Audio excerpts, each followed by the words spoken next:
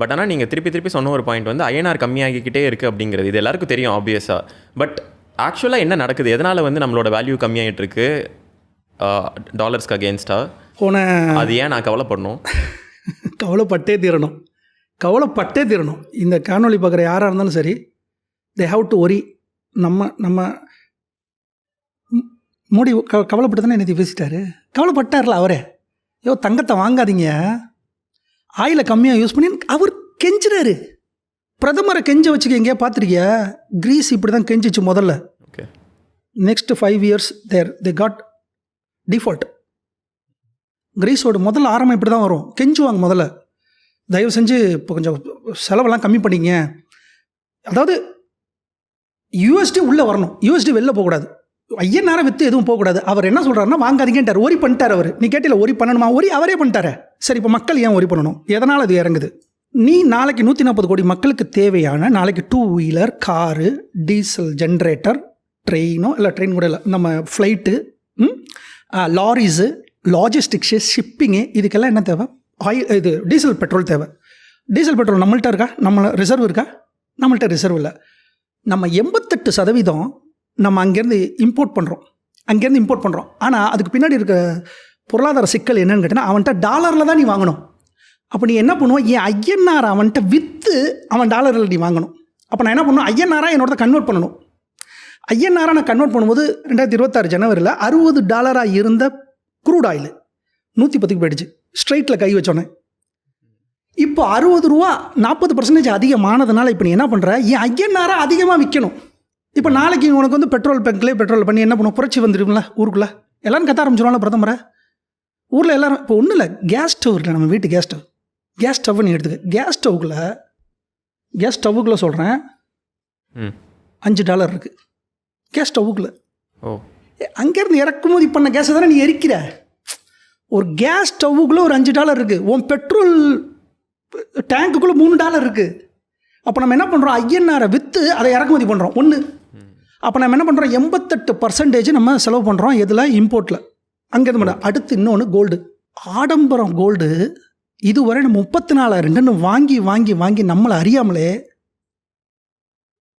சொல்லக்கூட இதாக இருக்குது, நம்மளை அறியாமலே நம்ம நாட்டுக்கு என்ன பண்ணியிருக்கோம்னா, சில பேர் என்ன சொல்லுவாங்க, இது வந்து சார் இது வந்து ஒரு இன்வெஸ்ட்மெண்ட்டு, நான் வந்து என் கல்யாணத்துக்கு வாங்கினேன், என்னவோ சரி.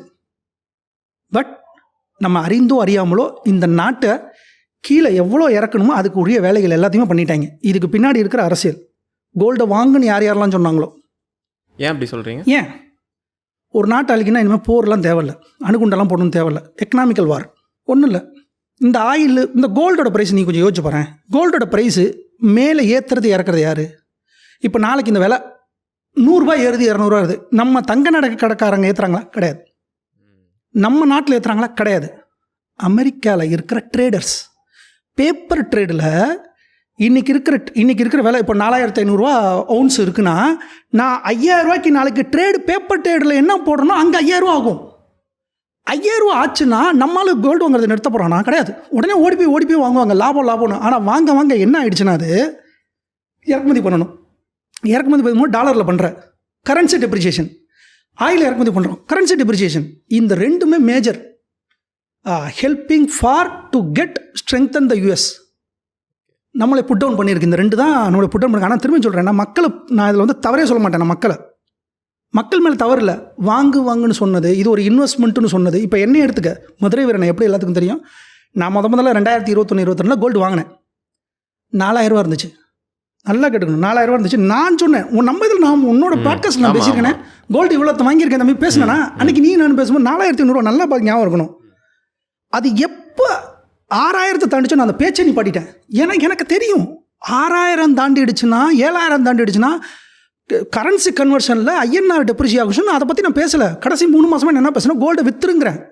இந்த 3 மாதத்தில் மாதம் நான் 40 பவுன் விற்றுக்கிட்டு இருக்கேன். Sold out. விற்று நான் என்ன பண்ணுறேன், பாண்டாக எடுத்துகிட்டு வரேன். எனக்கு இன்ட்ரெஸ்ட்டாக வருது. இன்ட்ரெஸ்ட் எடுத்து கோல்டு குளோபல் இன்வெஸ்ட் பண்ணுறேன். என்ன சொல்ல வரேன்னா, மக்கள் மேலே தப்பு இல்லை. மக்களுக்கு அறிந்தோ அறியாமலோ பெண்கள் அந்த காலத்தில் இந்த காலத்தில் வரையும் நகை மேலே ஆர்வத்தில் நம்ம கோல்டை பை பண்ணிகிட்டே இருந்திருக்கோம். அது கடைசியில் இட்ஸ் டெட் எக்கானமியாக இவ்வளோ நாள் வேலை பார்த்துருக்கு, இவ்வளோ நாள் உள்ளே இருந்திருக்கு. Dead economy. லாக்கரில் இருக்க டெட் எக்கானமி. உனக்கு ஹெல்ப் பண்ணுச்சா? என்ன பண்ணுச்சு? இன்ட்ரெஸ்ட் கொடுத்துச்சா? உனக்கு மாத வருமானம் கொடுத்துச்சா? எது கொடுத்துச்சு? அது ஆத்திர அவசரத்துக்கு நான் வைக்க போகிறேன். கோல்டு லோன் எல்லாம் எடுப்பாங்க. அதுக்கு திரும்ப சொல்கிறேன், அதுதான் அதுக்கு வந்து வேறு இன்வெஸ்ட் பண்ணு, வேறு இடத்துல பண்ணு. ஆனால் இந்த சிம்பிள், இந்த ஒரு பொதுமக்களாக ஒருத்தன் நம்ம வீட்டில் டாலரை ஹெட்ஜ் பண்ணணும்னு நினச்சானா அவன் வந்து கோல்டை வாங்குறான். உண்மை. கோல்டை ஒரே ஒரு பொருள் தான் இருக்குது. குரூடை ஒரு மக்கள் வாங்க முடியுமா? போய்ட்டு குரூடை வாங்க முடியாது. கோல்டை மட்டும் தான் வாங்கலாம், அந்த டாலருக்கு ஹெட்ஜிங் நினச்சிக்கிட்டு. ஆனால் அந்த ட்ரேடர் அங்கே விலையேற்றினால நீயே சொல்லு, 4000 இருந்தது இன்றைக்கி வந்து 4000 ரூபாயில் இருந்தது 15,000 ரூபாய் பேரில். என்ன அப்படி என்ன அதில் ட்ரேடர்ஸ்? இப்போ நீங்கள் என்ன இது வாருங்கிறேன், நம்ம மேலே தொடுக்கப்பட்ட வாருங்கிறேன். ஒரு நாட்டை அழிக்கணும்னா அவனுக்கு நல்லா தெரியும் நம்ம இந்தியன்ஸ் பிஹேவியரை மாற்ற முடியாது. நீ என்ன வேணால் பாடம் சொல்லி இப்போ கமெண்டில் கீழே வரும், கீழே போடுவாங்க பாரு, gold is real money, don't believe this அப்படிமானுங்க. சொல்லுவோம், கமெண்ட் வரும், நீ பாரு. பயாஸ்ட், நம்மளை அந்த அளவுக்கு யூஸ் பண்ணி வச்சுருக்காங்க. நீ கோல்டை பற்றி பேசினா உன்னை திருப்பி தான் அடிப்பாங்க இங்கே.